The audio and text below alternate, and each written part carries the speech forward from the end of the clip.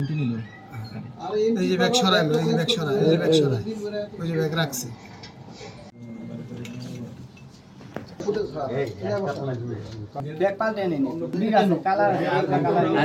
ভুলবশত ২টার ঘটনা রাত ৯টা বাজে আমি যখন ফোন করলাম, এটা প্রায় ৪-৫ কেজি ওজন হবে ব্যাগটা, টোটালটা ওয়েট, কারণ অনেকগুলি কাগজপত্র আছে, আমার জামা কাপড় ছিল।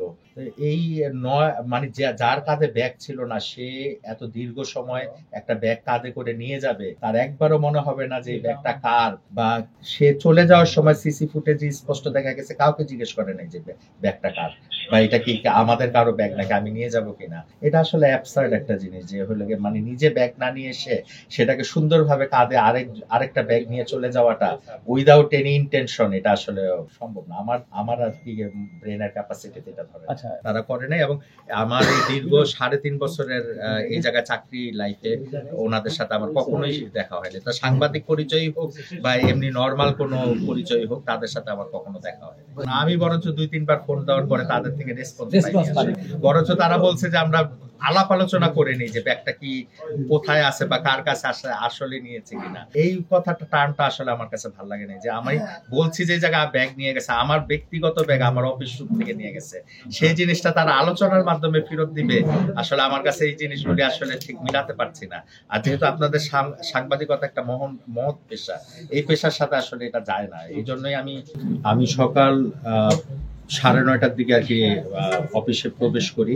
সেই সময় আমার সাথে ব্যাগটা ছিল, মানে আমি গতকালকে ঢাকা থেকে আর কি আসছি অফিসে। ঢোকার সময় ব্যাগটাই যেই জায়গায় আমার এই সিটের পাশে একটা সোফা আছে, এই জায়গাতে আমি সাধারণত রাখি, কারণ বিভিন্ন কাগজপত্র থাকে, অন্যান্য জিনিসগুলি থাকে। একবারে শেষ করে অফিস থেকে বের হয়ে যাওয়ার সময় আমি ব্যাগটা নিয়ে যাই। একই ঘটনা কালকে বিকেলে যাওয়ার সময় আমি আমার যেই পিয়ন আছে, আমার হেল্পিং হ্যান্ড, তাকে জিজ্ঞেস করলাম কি ব্যাগটা কই। তো বললো যে স্যার আমি ব্যাগ তো দেখতে পাচ্ছি না, ব্যাগ কেউ দেখে নাই, আপনার এই ব্যাগটা কোথায় গেছে। পরে আমি বললাম যে এই ব্যাগ তো এইভাবে তো চলে যাওয়ার কথা না, এই জায়গায় আসছেই সারাদিনে ৯ জন সাংবাদিক একসাথে আসছে কয়েকটা তথ্যের জন্য, তারা প্রায় ১-১.৫ ঘন্টা ছিল। সেই ঘটনাটার সময় হচ্ছে দুপুর ১টা থেকে ২টা পর্যন্ত, এই টাইমের ভিতরে। পরে আমি বললাম যে তাহলে সিসিটিভি ফুটেজটা আমি চেক করার পরে দেখা গেল যে তাদের ভিতরে একজন ব্যাগটা নিয়ে চলে যাচ্ছে। এটা প্রায় ২টার ঘটনা।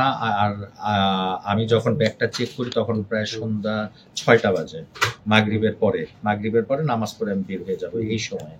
পরে সিসি ক্যামেরার ফুটেজে স্পষ্টই দেখা গেল যে তারা ব্যাগ ছাড়া এসে আমার ব্যাগটা যাওয়ার সময় নিয়ে গেল, এবং কাউকে তারা জিজ্ঞাসা করে নাই যে ব্যাগটা কার বা কি আসে বিষয়ে, সুন্দরভাবে ব্যাগটা কাঁধে ঝুলিয়ে নিয়ে চলে যাচ্ছে। সিসি ক্যামেরায় যে ফুটেজটা ধরা পড়েছে। এবং এর আগেই আরেকটা ফ্রেমে দেখা গেল যে তারা ব্যাগটা যেই জায়গায় ছিল, মানে না জিজ্ঞেস করেই তারা ব্যাগটা ২ জনের মাঝে নিয়ে রাখলো, হয়তোবা যে কোনো কারণেই হোক, যেই উদ্দেশ্যেই হোক, এটা তো আর আমি জানি না।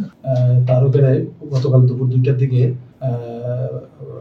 ৯-১০ জন সাংবাদিক গিয়েছিলেন বিভিন্ন তথ্য নেওয়ার জন্য। তো কিছুক্ষণ ওরা যাওয়ার পরেই সে তার সোফার উপরে রাখা তার ব্যবহৃত কাপড় চোপড় এবং ৪০,০০০ টাকা সহ তার একটা ব্যাগ সে খুঁজে পাচ্ছে না। খুঁজে নেওয়ার পরিপ্রেক্ষিতে সে কোথাও খুঁজে না পাওয়াতে পরে তার রুমে সিসিটিভি লাগানো আছে, সেটা দেখে সে শনাক্ত করে যে ওই যারা সাংবাদিক, অপসাংবাদিক যেটাই বলেন, তারা ওখানে এসে একজন কাঁধে করে ব্যাগটা নিয়ে যাচ্ছে।